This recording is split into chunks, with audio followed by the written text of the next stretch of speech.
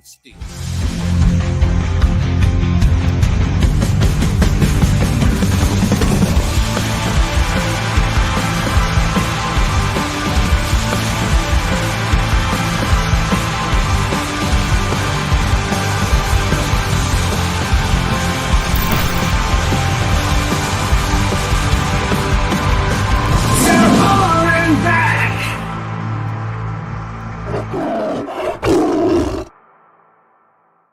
And welcome here to Tiger Talk on Hull and Back podcast and on Humwave Radio. I'm Eddie Wright. I've got with me Jan. Good evening, Jan.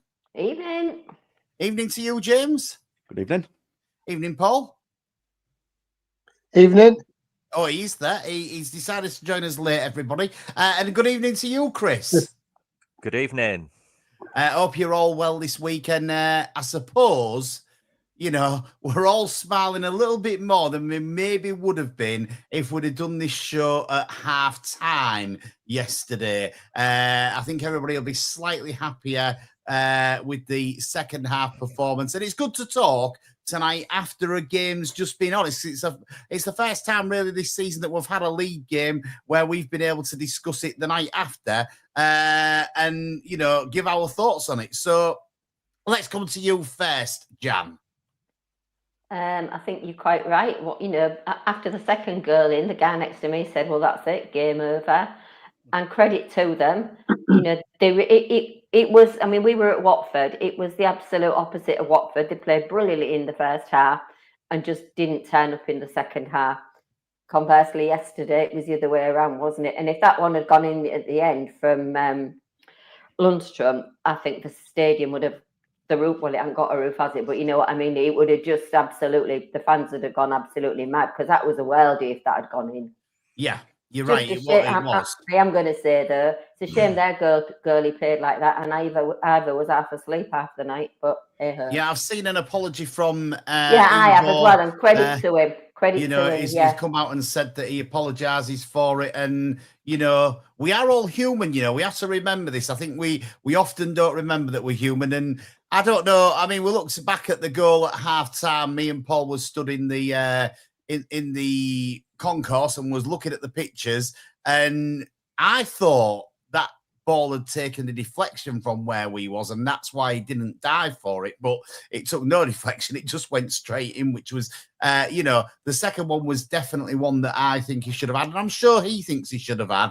He's brave enough to come out and talk to the fans and to say things and hold his hands up if he got something wrong, and you know. He's not had, you know, you are right. I've got to say, Coxie, you are right. He's not been as good this season, but he got player of the season last season. I think personally his head was a little bit turned when there was all that interest in him, and I don't think we've got the Ivo Pandor of last season back yet. What do you think, James? I mean, I was very disappointed at the time when it happened because I was in the North Stand. I had a very good view of the way the ball came in.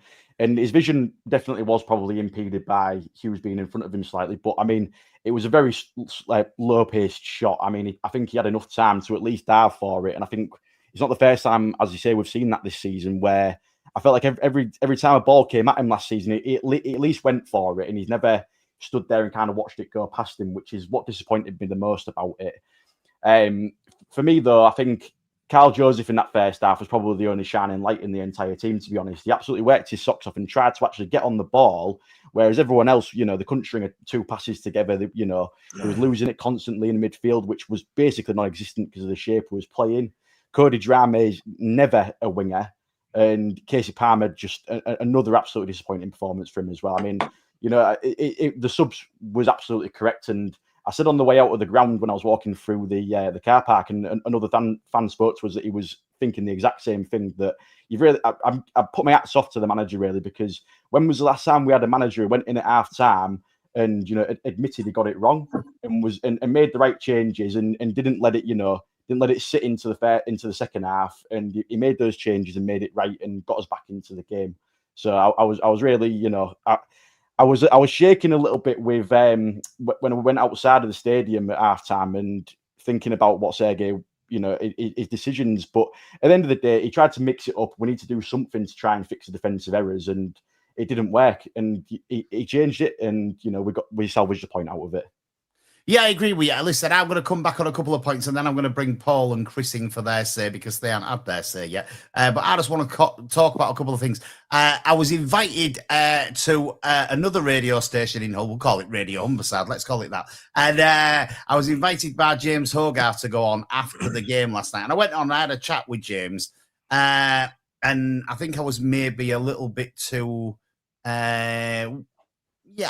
maybe a bit too honest for Radio Humberside, because I said that in the transfer window, I'd have got rid of Casey Palmer and I'd took some money for him or let him go out on loan and took that away, because I just don't think he's a player that fits into our squad, and I don't think he plays well enough. The only game I can remember where he played well was Oxford, where he was with Crooks and stuff like that, and he had a good game. But apart from that, I've seen nothing for him, and I think that's where man and James's conversation ended last night, because he didn't like me saying about that. I hear what you're saying about the manager getting it right at half-time, James, and I agree with you. Totally right. You've got to give him respect for that. Me and Paul was talking, and I was surprised to listen to the manager after the game last night, and the manager came out and said that it wasn't an injury to Geldhart. He just didn't think, he thought it was a little bit average on the Saturday game.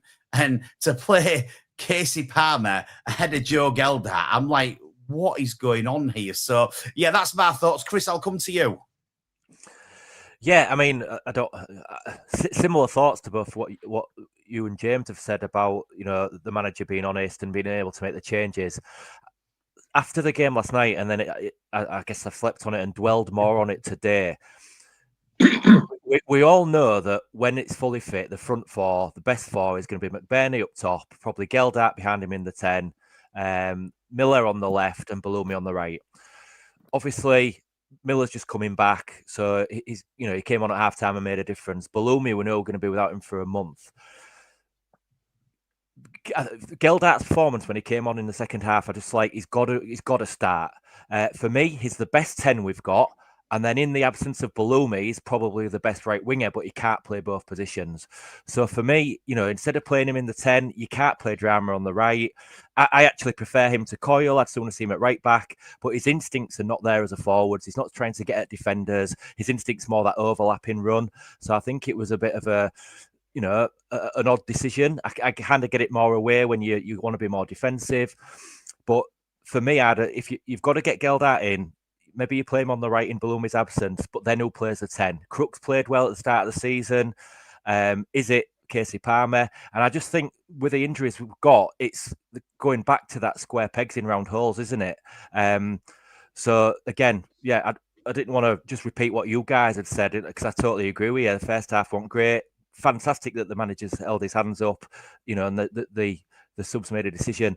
The other thing on the formation, I think Lundstrom and Amir are too similar, and when Slater came on, it gave Lundstrom the opportunity to drop back more, and in that first couple of games before Amir signed and he was spraying them diagonal balls and stuff, he's more of that workhorse in midfield. I think the 6 position suits him more than the 8, because neither him or Amir have got bags of pace, and when Slater came on, he was getting at their players. He was like a little pit bull, like a terrier wanting around their ankles trying to win the ball back. So I just think that it's obviously going to be different again when Matazo comes back. He'll probably fit in alongside Lundstrom, but I just don't think Amir and Lundstrom are working since he's come in, and I think it's 3 games now where he's paired them both up. I know Lundstrom got forward and got the goal against Southampton, but I just don't like that partnership. There's no pace there, too similar. So yeah. Couple of questions in the chat that I'm going to come back to in a little while, because I want to involve everybody in it. Slater's got to start on Saturday for me, Paul. I don't know what you think. Well, there's always the people who, in his personal, a lot of people have a go at. But he made a big difference when he came on last night. And he's probably one of the only midfielders we've got with that sort of energy and pace about him that can make a difference. I mean, I like Slater in the team. I know he's always getting ribbed saying he ain't good enough and all this, but I honestly think he's good in the team. Makes mistakes, maybe ain't the most technically gifted, but he puts a lot of effort in.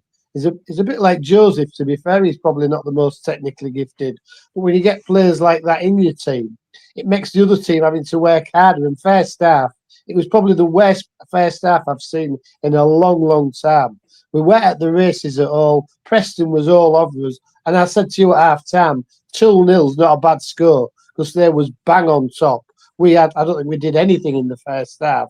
And you always know 2-0 if you do get a lucky break, which you want a lucky goal. It was a really good goal. You're back in the game. So luckily, I think we got away with it a little bit, to be quite honest, because it was really poor that first half. And yeah, all credit to the manager. He obviously saw there was some problems and he changed it around and it made a lot of difference. But I think he's still tinkering with the team. I don't think he knows who to play necessarily where a lot of the time. As you say, Amir and Lundstrom, it isn't working. Neither of them did particularly well first half. Amir I don't think he did a good pass, really. He tried to do one and it got intercepted. It's just, I think he's just tinkering with things, hoping he'll hit the right sort of good 11. And I think he did last night in the second half. And obviously, if you had Balumi on the other side, I think it'd be a really good team, to be quite honest. But I can't understand why he didn't start Geldart. He might have not been brilliant at Watford, but second half, was any of them any good at Watford? To be fair to him, it was, first half we should have been 2 or 3 up. We end up 1-0 up. And obviously, the home team's going to come at you second half. And, they didn't, we didn't play particularly well. I thought we'd have got over that for the first half yesterday, but Preston was all over us. They looked different class, to be honest, to us that first half. But it just proves they weren't that good. So second half, when we got the right players playing in the right positions, we was the better team. And, we could have pinched it. I think they wouldn't have been very happy. But as Jan said, I think the roof would have come off if that Lundstrom goal had gone in, because it was a well-struck shot. Keeper's made a brilliant save. So, he just needs to get it sorted, I think. And obviously the injuries are helping. Well, look, let's stop there a minute, Paul, because what I want to do now, I want to bring Marsh's question in, sorry. And Marsh says, after the first 8 games, Volta had 12 points and a plus goal difference. Sayers had 11 points plus plus goal difference. And Sergey's got 9 points and a -3 goal difference. Is the manager getting it right? Let's come to you, Jan. Well, I think you hit the nail on the head when you said, I don't think he knows his best team yet. I don't think he does. And I think I am worried. I say it every week, I'm worried about the defence. But equally, I accept that there's not a lot of help there from the midfield. Now, in terms of Amir, I think he's another one that's come from abroad that didn't realise the intensity and the pace and the physicality of the Championship. He's struggling, or I personally think he is. And I agree that, there's no pace there. And we don't win that first ball or the second ball, You're right, Jan. You're right. Last night, it was just... every second ball was theirs, wasn't it? Yeah, in the absolutely. First half. We don't win the headers. I mean, to be fair, I'm a big Joseph fan, Kyle Joseph fan. I mean, I do think he's got skill as well, and I think he's developed incredibly. We've seen that since September. But he's really in the face of the other players. He was difficult to play against on Saturday. I thought he was again. I agree. In the first half, he was our best performer yesterday. But I'm not sure. But again, I'm still reluctant. It's early doors, isn't it? I'm not convinced by Destin either. But again, it's early doors. So we'll see. Well, let's have your thoughts on that, Chris. Want me to put it back up again for you? Yeah, I mean, I just looked on my phone. I thought we'd played 7, but yeah, it is 8. I think for me, the big difference is when Volta was in, I actually didn't mind Sellers, but when Volta was in, I hated watching it. After the first 2 games, I was ready to cancel my pass. Yeah. I don't know if I've said this on the show before, but I've said it to a lot of my friends and who I go to the games with. The way his back 4 was rotating, and even to a degree, the midfield, he had these little rotations. For me, it was more like watching line dancing than football. So are you any good at line dancing, Chris? We must ask you this. That's not my forte, I'm afraid. 2 left feet. But yeah, so regardless of however many points he's picked up. I mean, he did have an awful start. I think he was quite lucky with them 3 wins he had on the bounce. He was. But for me, the biggest difference is, we've only got the 9 points now. The team are playing for the manager. They want to play for him. You can see that. Yeah. The football's enjoyable from a fan base's perspective. Apart from the first half yesterday. Apart from second half at Watford. 2:45 minutes. But I think, again, some of those 9 points, namely last night, what was the other game where we came from behind? I forget. But the grit, the determination, the desire, you can see the play. Swansea, that's it. Yeah, you can see the players are playing for him. He's got them playing in an attractive way, but they're not giving up now. They're battling right till the end. So some of them games last year would have been losses. This year we've scraped a point or come back and got a win and things like that. So that's the big difference for me. And I think, again, we've had a turnover. Was it 12 signings in the summer? 16 went out. So, we've got to give them time to gel. But they're working for each other. They're playing for each other. They're going out and trying to win them games and not giving up. They've got that fight. So for me, it will come good. And I still, at this point in time, think we're still going to be top 10 contenders. You, James, now? I mean, I agree with everything both Jan and Chris have said. So just the only thing I'd really add to that is I think the moments of quality that we'd seen with Tim from like Balumi and Miller, kind of, we was heavily reliant on those wingers to score us our goals. And there was moments of brilliance, and also Panda at the time was keeping us in games. Like QPR especially springs to mind. I mean, I know we won that game. I think it was 3-1, but I mean, we could have easily conceded 5 goals if it wasn't for Ivor in goal that night in the first half. And I think, as I say, it was, and one of the wins we had was against a really poor Stoke side. And I think, 2 of the goals came from Palmer, one of them being like a deflected own goal. The other one was a rebound off a penalty. Like, the strikers we had at the time, they couldn't hit a barn door. So I think, as you say, that, I mean, the tactics, as Chris was saying, I mean, everyone was all over the pitch. No one really seemed to know, apart from really Coyle, really. No one really seemed to know what their job was. And at the end of the day, like I said, with Sellers, I mean, the first few games that he had in charge, 100%. I mean, it took him a couple of games to get going because I think the squad's confidence was so on the floor that obviously it was going to take us a little bit of time. But I mean, obviously the win at Sheffield United, I mean, that was the highlight of our year last season, probably. And it would just seem to be after the international break that everything fell apart, and we'll still probably never find out the reason for that. But I think you've definitely got to give Sergei the credit, and as you said, Chris, the players are playing for the manager, and it's enjoyable to watch.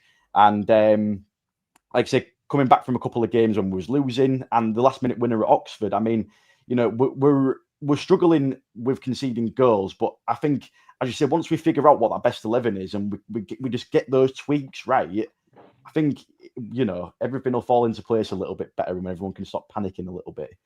Yeah, I mean, I like what you're all saying. What I'd like to say, Marsh, is, Marsh, are you enjoying the football more this season than under Volta and under Sayers? That's what I want to ask you, Marsh. Put a comment in and let us know. John says that Walter and Sayers had Alfie Jones and Sean McLaughlin at the back. The President's defence just can't deal with the high balls into the area. And that's true. I was only thinking last night how much we needed somebody like that. Well, I actually thought at half-time we could have done with Alfie Jones and Sean McLaughlin together as the 2 centre-backs, to be quite honest with you. I think would have been a bit better if we'd have had them. So that's a good comment from John. I think it's really, really difficult. And I think that he's trying to gel the players. He's trying to instill a different system into the players. And obviously the players are trying to learn it. I do think he got his team selection last night wrong for the first half. He more or less admitted it on the radio. You don't hear him fully admit it, but he more or less did admit it on the radio. And you've got to learn from that as the manager. I think that Balumi going out is obviously a bit of a cost to him because it's difficult with Balumi going out to so quickly. He'll now have to be really careful with Miller because he won't want the same to happen to Liam Miller. And you're right in what you're saying in that sometimes he is sort of trying to put round pegs into square holes, and it's not working. Do you know what I mean? So I think it's a difficult one. Just to build on that last, the guy who put the question up about Walter. Also, if I'm not mistaken, didn't he have Bellumi and Miller fully fit at the start of the season? And he did, yeah. He did. The results started to go when they both went out. Whereas Sergej hasn't got them at the moment. So when they're both back fully fit, Matazo coming back into it, it's something to be optimistic about, isn't it? So, yeah, he is obviously still tinkering with it. Like I said about, does he get Geldart in? He's giving Palmer minutes last night, playing Drama at right wing. We know when all them players are fully fit, and if, especially if it's not a 3-game week, they're going in and, we've got such great things potentially on the horizon there. Yeah, and well, injured as well. There is that great things. What I want to do, I want to put this other comment up, see what we think about that. Do we drop Pandor for Phillips? No. Just so Pandor's knows that he's got to fight to get his spot back. Is he a bit complacent? Jan said no straight away. Well said no straight away. That's me. I don't think you can. James. What about you, Chris? I said this to my mate last night, actually. Last year, we obviously signed Rushworth, didn't we, on loan? And so, he got injured, but we saw as soon as he got fit, he was straight back into that starting 11. So I think there was a bit of Panda last season, knowing that there was a bit of competition, so it maybe upped his game. We've got rid of those other keepers. We've signed Phillips from, was it Rotherham? And I think he knows he's coming as a number 2. So maybe Panda has he rested on his laurels? He's a bit kind of complacent, knowing that he's maybe been told you are the number 1. So I don't know. Maybe he does need to, What do you think, Paul? It's always hard, isn't it? I mean, he's not had a very good start to the season, Pando. I can't remember him making many saves, to be quite honest. We've let a lot of goals in, but the lad, he's only played at Wrexham. They said he was at fault for a couple of goals. I mean, I didn't see the game myself, so I don't know. But it's always hard changing your keeper. Obviously, they've got to work with the defence as well, which obviously he's used to doing. He's just having a bad time at the moment, I think, Pando. He's not making many saves. Seems to be lingering on the ball a little bit. Is he being complacent? I wouldn't like to think he was, to be quite honest. I just think he's probably having a bad run at the moment. So I don't think I would take him out. I'll still give him a chance, but I think he has to up his game. Let's put it that way. Agreed. Yeah, I think I've said it before again as well. He was player of the season last season without a doubt, but he wasn't brilliant. It was because the rest of them were rubbish. He's a good keeper. He's not an outstanding keeper. And that's, that for me, that's the difference. But he needs some proper competition. And I genuinely, they must read social media themselves. They must listen to the pundits. When he came, they were very surprised that we'd signed Phillips. Do you know, Jan, they might even listen to this podcast. Well, who knows? I mean, they shouldn't take any notice. Casey, I'm sorry if you're listening. I can tell you where he lives, Casey. I'm not. Don't tell me where he lives on here, Jan, please. So we've talked about a lot of things already tonight. I think it's been a good Tiger talk up to now. Evening to everybody watching. If you are watching anywhere or you're listening on the radio, you can WhatsApp us on 01482 772 663. We're on every Wednesday between 7 and 8. And we'll give our opinions. You'll give yours in the comments. We're probably not going to agree on much, but at least we'll all have a bit of fun and a bit of a debate about these things that are going on. And one thing to debate on here, we were talking a little bit about it. I didn't see much of this last night because I must admit, I got into the ground a little bit late. So what did the people make of the pre-match musician before the game last night? Lee's seen a lot of criticism. And from what you guys were saying, there's been a lot of criticism on Twitter about it. I heard something very theatrical and I thought I was entering the new theatre when I came into the ground last night. That's how it seemed to me. I don't know what you thought, Jan. I said earlier on, I don't think the sound system at the stadium did the person credit to start with, because it's shocking, isn't it? And I can't play a piano. I don't know if what can you play, Jan? I can play the triangle. I'm really good at. And yeah, and the coconuts. When you used to do that at school, I'm quite good at that, and the recorder. But Good. you know, somebody's obviously had an idea, so let's change it up a bit. So, and it might not be my cup of tea, it might not be other people's cup of tea, but I just think some of the comments cross the line. You know, be respectful. You know, it's not my cup of tea, but it was different, and somebody had a go. But the other thing is, you know, we do need it. We were saying earlier before we came on air, we need an anthem that's unique to us, because they were singing "Can't Help Falling in Love with You." Sunderland sing it. I'm sure others do as well, don't they? So we need something that is meaningful to us. I think we've got to stick with Can't Help Falling in Love this season. I don't think we can change it this season. It's maybe just something to look at for the new season. What did you think to the pre-match entertainment, James? I mean, just like you, I got into the stadium quite late, so I missed it as well. But I mean, the one thing I will say is I completely agree with Jan that, I mean, like I say, it takes a lot to play in front of a stadium full of people, and I just think there's absolutely no need for it just to giving person a load of stick for it. At the end of the day, like, you know, they're performing live, and that takes a lot of guts to do that. And whether it was your cup of tea or not, there's just no need for it. What do you play, James? I can play guitar. Oh, can you? There we go. That's another Tiger Talk. We'll have James on the guitar one week. Chris, over to you. Similar, coming from a pre-arrangement before the game. I had my daughter at football training, but I heard it as I was approaching the stadium. I did wonder, oh, what's going on?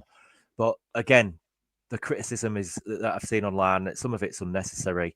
And you've got to remember, this person probably, I say he, I don't know if it was a he or a she, they would have obviously been happy to do it, but I assume the club's approached them. So it's the club that's taken that different approach, you know, like pre-match entertainment, you know, hopefully building up a bit of atmosphere.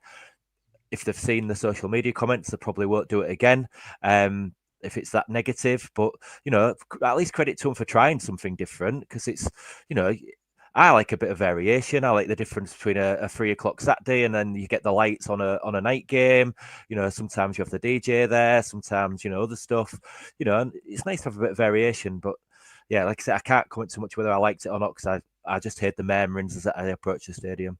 Paul, you was the same as me. You walked in the same time as me, so, you know, you wouldn't have heard much of it either. No, I didn't hear any of it. But, you know, I mean, when you get groups or singers coming to big stadiums, they have all the sound systems checked and set up properly and everything like that. I'm sure it wasn't there last night. You know, it's just somebody, I presume, playing the piano and maybe singing. But at the end of the day, to give them criticism is absolutely terrible. You know, they're trying the best to do something, and I'm sure the person it was can play the piano and probably can sing. But when you think of, you know, people coming to, like the KC, we've got KCON, we've had them before. The Rovers have had people, massive, you know, sound systems, and the sound systems checked by engineers and all that. I'm pretty certain he would have got all that. So to criticise him is poor, I think. You know, you like a sound engineer for when you're out doing your gigs, Paul, don't you? I do, usually you. What instrument do you play, Chris? I don't play an instrument, I play the fool. Well, that's a good one, a good answer. Just to let you all know, I'm playing the drums. We don't want a drum in the stadium. I've been out on the weekend and I trekked myself to an electronic drum kit, and I've took up the drums again. I did do it when I was younger, and I'm starting to do it again. And yeah, I'm getting a little bit more rhythm each day that I keep practicing. But I was massively rubbish when I first got it over the weekend. I'm getting there a bit better now. So a little bit of me doing, messing about on the drums. I haven't really got time for it, but, you know, we're doing it anyway. Last night was a little bit different before the match. And, you know, Lee agrees with you, Paul. You know, the sound system probably has not been checked well. And, you know, it's hard when you're trying to play through them speakers because, as you said, Jan, rightly so, the sound system in the stadium isn't the best. I've been to a lot better stadiums with a lot better sound than what we've got. Watford was. You could hear Elton John's, and there were records or DVDs or whatever, but it was really clear, the Elton John music. Well, it would be, wouldn't it? But Lee says that Caravan of Love should be the anthem. The other Lee says Caravan of Love was excellent last night. So Caravan of Love is one that people are saying. I'm not sure. I don't know whether it works. I don't know. Too Marmite, my I think. husband hates it. I mean, Too Marmite. I obviously like the song. I do like the song. I like the House Martins, but can 20,000 people singing "Are you ready? Are you ready?" Is it going to work? I don't know. It might. I don't think it's that. Is it? I think it's got the band have got the whole link, and it's the line "Stand up, stand up" for me. But I think like Jan said, it's not the the high tempo song, is it? It's not. Yeah. But I mean, last night you'd have probably been good asking them before the game, "Are you ready? Are you ready?" Because they definitely weren't ready before the game, was they? The maybe was ready before the second half. They definitely weren't ready before the first half. That is a fact. But as we said, it was good to get that point back. I think that we played a lot better second half. I think that as Lee says, we definitely rescued a point. Was talking about dropping Pandora, and Louise says dropping him won't do too much for his confidence, which is true. And Shep, I just want him to be a good goal stopper again. Forget his distribution, just let him hit it long. I think that's the thing, isn't it? His distribution has been a problem. He possibly doesn't like the way we're playing at the moment. He does like the ball at feet, but he likes to play it short, doesn't he, Pandora? And obviously, this season he's been asked to do something a little bit different. Could that be playing on his mind a little bit, Paul?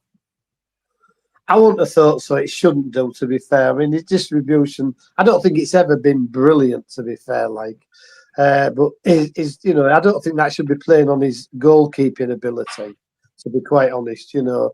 As I say, I don't remember him making many shot stops this year. And last year we had quite a few, and the defence, I don't think the defence is playing well, to be quite honest. I mean, the second goal, for all I think Pando probably should have got across and made a save. Hughes isn't close enough to their forward. He's got to make himself bigger, make it the target less. And he had all the time in the world to pick his spot. And he eventually rolled it in. I mean, there was no pace on it, but I think Pando probably was a little bit unsighted because he was there and he didn't go forward to the man. He's got to go and block the shot, I think, and I don't think he made himself big enough. And I think they just bullied us the first half, to be quite honest. It was, as much as how else, it was men against boys to a certain degree. There weren't that many second balls, and, there was a bit cleverer than us as well, pulling shirts and arms round forwards and all like that. We don't do a lot of that, do we? I mean, to be fair to Sergei, he said, hasn't he, that he wants us to be more streetwise and he wants us to do the dirty side of the game better. He has said that, and he said that we don't do it. He said that the boys are too nice, and I think we've said it on Tiger Talk before that we're too nice. We've got to start being a little bit more like that and be cleverer about it, because when we go near somebody, they dive over and shout. We saw it last night. He dives over, he shouts, and the referee gives a free kick straight away. And then he jumps up. He's like, hold on a minute. He's had the magic spray and he's feeling great again, And it's like, we're not clever enough. We don't shout enough when we go down. And I don't like this side of the game. I really hate it. But if other people are doing that, you have to match them and you have to do that as well, because them little extra percentages of a point here and a point there from, an extra free kick or whatever could actually win you the game. So I think we've got to be more streetwise. We've got to grab shirts a little bit more. Make sure we grab them in the right places so the referee can't see, be closer to players and stuff like that. So I do think, Sergei's right. We have got to be more streetwise and we've got to be a little bit dirtier, if that's the right word to use, James. Yeah, I think you said it before. One of the biggest problems is most teams have a captain that's quite close to the referee, so they can put that influence on the game, and that's why when they're going for these decisions, they can usually sway the referee. Whereas Coyle is either too far away from the ref to make a decision, or he's just not vocal enough. Yeah. And last night, especially, you always see McBurnie, Lundstrom, Hughes. They're all getting in the ref's face, but they're technically speaking not actually allowed to talk to the ref about his decisions. Yeah, you're right. And at the end of the day, I mean, it's fine. I appreciate that Coyle is respected as the skipper in the dressing room, but I think he still would command that respect without the armband on the pitch. At the end of the day, if we need to be a little bit more streetwise on the pitch, you're going to have a more centrally located captain, and that's the top and bottom of it, I think. I agree with you. I totally agree with what you said. Louis Coyle, everybody on here will know I've stuck up for Louis Coyle on so many programs. I think he's a great defender. I would start him at the moment ahead of Drame. I know probably many of you wouldn't, but I would start him ahead of Drame most weeks, to be quite honest with you. I agree.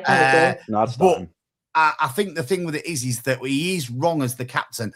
Possibly, as you say, James, just because of his position. And I was shouting at him last night, and I did shout, Louis, have a word with the referee, because I was getting so frustrated that we didn't, get any sort of decisions going our way. And I do think you're right. We do need somebody more central to get in the referee's ear a little bit, Chris.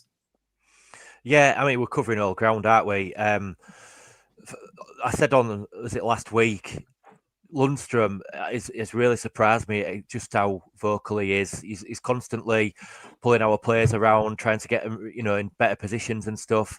And you see him talking to the ref. As I've said before, do you let a lone player be your captain? That's my hesitancy around Lundstrom. But yeah, agree. Someone more central. I think Charlie did it quite well in Coyle's absence. But again, if it's further up the pitch, he's staying back to defend. So, I mean, in an ideal situation, you probably do want that central midfielder, don't you? But yeah, there's other attributes obviously come into play as well. But yeah, I just don't think you give it to a lone player unless there's one of these, agreements to purchase at the end of the season, but we know we ain't got that with him. He's going. But then again, you can have that club captain that Louis can play, but the on-field captain could potentially be someone different. Yeah, we've got to mention tonight that we're back on Twitter. We're sorry for the last couple of episodes where we were struggling with Twitter. We are back on tonight, and thanks for your viewers. There's lots of people viewing on Twitter, like there always is. So thanks very much for tuning in and watching it tonight. It's really good of you. What's your thoughts on that situation with the captain maybe being somebody more central than Paul? Well, yeah, I mean, Louis Cole's been a good sort of club captain, on the dressing room, bringing in, making sure players who come to Hull get well looked after and taking them round. But I don't know. I would have thought someone like McBurnie, to be fair, because he often has a word with the referee. Mm-hmm. And he's probably in the thick of it. You might prevent a couple of his yellow cards if you put the hard. Well, he might do, yeah. It might do. It's hard, isn't it? Really hard. But it's that dirty side of the game that we always seem to lose out on. I mean, last night, I say one kid, I thought somebody had shot him. He went down and screamed. And next minute, he's up and running. And you think, come on. Yeah, listen, he had a bulletproof vest on. Well, maybe that was it. I don't know. But we don't do the dirty side. Well, I'm like you. I don't like that side of it, to be quite honest. I'd rather players was all honest and fair, but they're not. They're all trying to, gain a little yard here or a free kick there. And so we need to be doing it as well, just to match them realistically. And I think last night it showed up in a lot of times. They got free kicks, for nothing really half the time. I mean, they went down and they got up straight away. The fellow, I thought he had an head injury at one stage, and he got up and he was running like hell afterwards. And I don't know, it's just the dirty side. But as I said, I don't like it, but we've got to get better at it. Whether the captain's the one who gets us better at it, or people like McBurnie and Lundstrom who are very experienced, aren't they? So they'll have seen it happen over years. So maybe they could help the younger ones, and maybe we could be a bit more streetwise. But I don't particularly like it myself. I don't. It's not a part of the game I enjoy. People going down and screaming as though they've been poleaxed. Like. Over to you now, Jan. Well, I'd stick with Coyle. But I do agree that we need to be more vocal, and I've said that a long time. Was it a right back or a left back? The American guy that we had, he was captain, wasn't he? It was under the old regime, but he wasn't very vocal either. We haven't had a vocal captain, have we, since that? So I do agree there. But if you listen to the after game interviews last night, both like the manager and Oli said that who did the talking at half time, and they said it was Coyle. And it was Coyle that went in, and you could tell when he walked off, he wasn't happy. But he could still do that. Still do that, yeah. On the pitch, couldn't he? Absolutely, he could. But I do think, on the pitch, there are sort of, not in name, but there are other people. McBurnie does it. Yesterday, Hughes was having a real go at Panda at one time. Yeah, it was. After one of the goals and things like that. But equally, I do agree at the referee. I'm not sure McBurnie would be a good one. He would, but I think somewhere along the line he's going to be suspended, isn't it? But we need there is. Those that are old enough to remember Billy Whitehurst. I remember him. You need a Billy Whitehurst kind of mentality, attitude from the get-go, from the first whistle, so that whoever's marking you knows you're there. Well, I think McBurnie's got that, hasn't he? Yeah, absolutely. But what I mean is, as a team, we need to show that we're not scared. Yeah, we don't want an Abu Kamara that jumps over everything, or stand your ground and show them that you won't back down and you're not afraid of a hard tackle. And I do think we have been lacking in that in recent years. We have got a bit more now with Lundstrom. I'd be okay with him. Will we not have the opportunity to buy him in the summer? I know he's on loan. Well, here's what Marsh says when I can get it back up again. Lundstrom will probably be on a permanent in the summer. It was originally a permanent deal until the FA put a stop to it. I thought that, yeah. So that's what he said. I've got a question for everybody, and even you people that are watching. Thanks for watching us, by the way. It's really good to have you tuned in. You can WhatsApp us on 01482 772 663, or you can just put a comment on the particular stream that you're watching us on, whether that's Facebook, YouTube, or X. Yes, whichever one you're watching us on, you can put a comment on there. McBurnie, he's been really, really good for us this season. I think he's scored 6 goals in the league. He's got at least 3 assists that I know of. And I'm not very good at my stats. So if I've got it wrong, I apologise. Are we going to struggle to keep hold of him in January, Chris? I don't think so in January. If he keeps up playing the way he is, you might get somebody sniffing around next summer. When he had this sort of form at Swansea, was it? He went for 20 million to Sheffield United, I think it was. That's right. So it's one of them, innit? If we've given him the opportunity to reignite his career, but you get a big bid in, it's like every player's got a price, hasn't he? I would like to see him stay. I don't think he'll go in January. And then also it's that little bit of getting the band back together, innit? He's openly said in his interview, was part of him, wanted to come, was Jared Dublin talking to him. But then when the rest of the old Sheffield United gang sort of got in his ear, Egan and Lundstrom, because obviously Lundstrom came, didn't he, before he did? Yeah. And apparently, Lundstrom had kind of said, I've been here a few weeks. It's a good place to be, good set of lads, good crack. And because they all know each other, that again might sway. If obviously the restrictions now we can spend next summer, so we might go back in for Lundstrom if he wants to come back. And it's keeping that Egan, who's out of contract at the end of the year, but I think we've got the 1-year option. So I think if they all stay at the club, I think he'd probably want to stay and see the project through a bit. But then again, that's him. But if a silly money offer comes in, the club's realistically got to look at it, haven't they? If it's 20 million, he could go get 2 decent replacements, with that. So sorry, Chris. Eric Lehigh, who you was thinking of, Jan. That's what Marsh says. And I agree with some of what you say, Chris. I think some of what you say, I don't know. You see, I think that somebody on his scoring form, if Sheffield United are looking for a goal scorer in the January transfer window, he might go there. No chance. No, they offered him a contract in the summer, didn't they? He would have gone in the summer if he wanted to go to Sheffield United. Yeah, but you've got to think they've changed manager now, haven't they? Well, no, Wilder. The rumours had started about Wilder going back. But Wilder is back there, and he's praised him in his after game interview, hasn't he? But I still don't think. I mean, we got him on a free, didn't we? So he's going to be on a hell of a wage. I bet he's our highest earner now. So I bet we're paying him a lot of money. And is he 29? Is it 29? Yeah. 29, yeah. That's quite old for a centre forward. He ain't going in the Premier League, is he, at 29? Unless it's one of the lower ones. Yeah, I mean that's a shout, definitely. It could be one of the low ones. What do you think, Paul?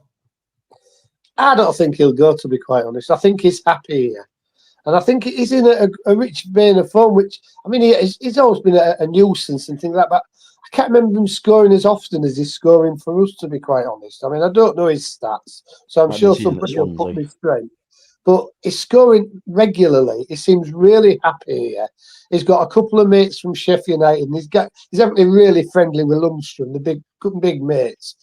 I don't see why he would want to go in at January, especially if we're getting players back, like Miller and Balumi and Matazo somewhere around that time.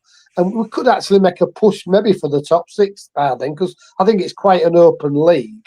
I don't think, unless 3 or 4 teams zoom away all of a sudden, there doesn't seem to be anybody. Middlesbrough's doing well, but, they've done well other years. There doesn't seem to be anybody outstanding. And I think, as long as we keep picking up points here and there and he keeps getting goals, I don't think there's going to be a massive bid for anybody. I mean, he's not in the Premiership class at the moment. I mean, I know he's a goal scorer, but it's a league low, and we know the difference between the Championship and the Premiership. I don't think anybody's going to come in from there. And who in the Championship are going to come in that we can't resist and say, look, we want you for the rest of the season? I mean, we've had our troubles with money. We've evened it out a little bit, haven't we? Because we aren't spending any money on players anymore. And we can't do it in January neither. So I don't see why we would need to sell him, to be quite honest. So I'm worrying for nothing then, James. Well, I mean, personally, I think, if he keeps up the current goal scoring form and he scores 15, 20 goals for us this season, I mean, who in the Championship who's going to come in with a big enough bid to buy him, considering he's on a 3-year deal, and the money that we wanted for Hughes, and with him being one of the most integral players in our squad, I know that there's the age difference there will make a bit of a difference. But let's say, for example, the club want 10, 15 million pounds for him. Who's realistically, the clubs that have got that amount of money to spend on a player like McBurnie are not going to play to his strengths like we are doing. He's not, like you say, he's not going to go to the Premier League. I think already he's proven that, he had a real good goal scoring form for Swansea. And then as soon as he went to Sheffield United for big money and they didn't really play to his strengths, they kind of played him as a link-up player in the Premier League. He scored a few goals for him, but nowhere near the quantity he scored in the Championship. I just think that in his mind, he's got a perfect setup here. I mean, we play to his strengths. We put balls in the box and he scores them. It's that simple. I mean, yeah. He's got a really good link up with Giles, and I don't think a club because that's the clubs that are going to have enough money to buy him are going to be the ones at the top end of the Championship, and they're also going to have other really expensive striking options. So he's not going to be their first choice striker, and he's not going to have that level of form that he's got here. He's already said he wants to get into the Scotland national team. He's not going to do that if he goes somewhere else. If he keeps up the form he's got here, he probably will get picked for Scotland, I think, for the World Cup. There you go, Eddie. You've been told you're worrying for nothing, Katie. You don't need to worry about it. McBurnie's going nowhere in January, which is good because I don't want him to go anywhere. I want him to stay with us. Well, yeah, go on, John. Because when he came, he sort of said, I've calmed down a lot now. I'm a grown man now. I've got a partner. Is it a daughter? I've done the go abroad thing. And I think now, as somebody I think's already put on there, he just wants to settle down. He's a Yorkshire lad, isn't he? He just wants to settle down. And you'd hope that he's investing his money so that when he's finished, he can have a nice life, which I think you're worrying unnecessarily. You can come back at us all when we get it wrong, but... No, listen, I'm hoping that I am worrying unnecessarily. I really am, but I'm just thinking that the form he's in at the moment, there could be some people sniffing around in January just because he is... I mean, the 2 goals that he scores last night, really good goals again. He's pulled us out of the mire again last night. And, he's got us a point which is really, really good.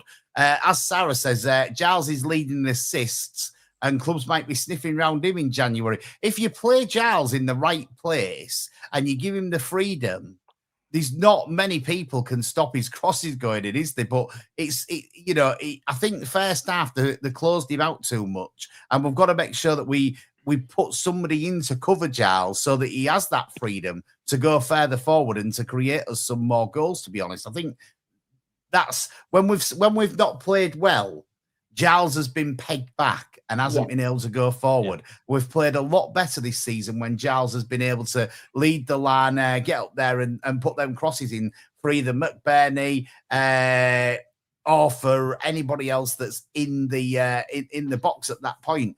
Carl Joseph, to me, I like Carl Joseph, but I was frustrated with him on Saturday because I think he should have had I think he should have had at least one goal on Saturday. And I think if he'd have scored a goal on Saturday, it'd have been a different game. I think we'd have probably come out winners because their fans was really on the back at 1-0.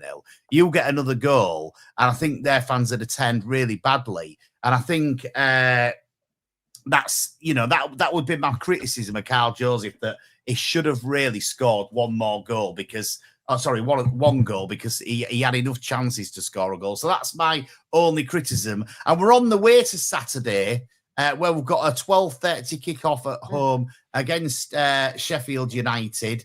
They didn't get a win last night. They lost it in the end. Yeah.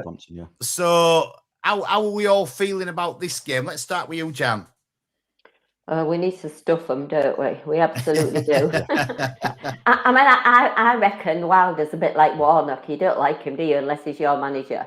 No. So, and he's going to be in the stand because he got sent off last night, didn't he? So he's not going to be on the pitch side. So that's going to impact on them. I guess they'll think they owe us one for last season, but they've had he's been back twice. They've had 3 games since he took over, and he's lost 2, haven't he? So we said yesterday if we got 4 points out of the next 2 home games, we'd be pleased. So we need 3 on Saturday. We just need to get behind the lads, and Yeah, no, I agree. It's good. Here's a question from Sarah. Should the manager risk starting Liam Miller on Saturday? I'll come to you, James. Not for me. I think same thing with Balumi. I think we should, at maximum only be playing him for 45 minutes at the moment. Don't give him the risk of, especially it's going to be probably quite a scrappy game because, like I said, both teams should be up for a Yorkshire derby. And you just don't want to risk him. So, but he's only played 1 game since he's come back. I mean, it'd just be silliness to start him in the game, unless of course your plan is to take him off at half time. Then maybe I would suggest that. But at the moment, I think because we're not playing with natural wingers, it's a tough one, isn't it? And it is a tough one. I think Sarah's asked a good question because I didn't like Drame there last night. I don't think he's the answer there, but I also don't think that Akintola's good enough to cut it in this division. So I'm glad he didn't come on. It's a really good question by Sarah. And, in the ideal world, yes, you would start Miller on Saturday, but as James said, you don't want that same thing that's happened to Balumi. I'm going to come to you now, Chris, because we've got 2 minutes and 30 seconds left on the programme. All I would to add to that, I wouldn't start him. And I am happier with Joseph being on the left just because he's an attack-minded player. So, and he works his socks off. As I already said, Drame is more of an outright fullback, so it doesn't work. I just want to see Joffrey on the right, and hopefully Crooks will be back and he can go into the 10. So yeah, I just think let him build his match sharpness up. I'll tell you, I would like to see get some minutes though. Is Brandon Williams? When we signed him, there was obviously a lot of excitement, ex-Man United player and whatnot. And I know he's been building up his fitness because he's not played for a year and a half. So I don't want to see Giles come out the team at the moment. He's playing so well, but I would like to see him maybe get some minutes. Giles will have played, if he starts, 3 games within a week. So if Brandon Williams is on the bench and he can come on for the last sort of 20 minutes, I'd quite like to see what he can do. He didn't make the bench last night, which was a bit of a surprise. Lee Eade says Joseph left and Joffrey on the right. I think I've got to agree with that, Paul. Yeah, it's probably a fair call. I just wonder about whether you could put Drama behind Giles and move Giles further forward. No. Because he's not a good defender, is he, Giles? I thought his defence has stepped up recently, like Lee said. He's not bad, but he's not an actual defender. He's better going forward. And if we haven't got a particular winger on that side, he got both the assists last night, didn't he? How many chances he set up for Gelder? I don't know. I'm just sort of throwing that out there that maybe they could move him forward and put somebody behind him. I think he did work well with Miller, and Miller puts the ball through for him, and it was really good. But obviously, I wouldn't start Miller on Saturday. We've got about 40 seconds left on tonight's show. Hey, thanks very much for tuning in tonight. If we didn't get your comment on, I apologise. We've got most of them on, I think. We'll be back next week from 7 o'clock again. We'll be able to talk about a few things there. There'll be an international break coming up, but we'll be discussing this Sheffield United game that we've got on Saturday. Let's hope that we can have a win on Saturday and we can be saying up the Tigers. Thanks for your company again tonight, Jan. See you next week. I'm in Turkey, so I'll log in from there. Brilliant. Away again. Thanks for you, James. Yeah. Thank you. See you next week. Cheers for you, Chris. Thank you. And Paul, you made it at last. Yeah, I did. Thanks. Have a good week, everybody, and we'll see you next week. Ta-ra. Bye. Bye.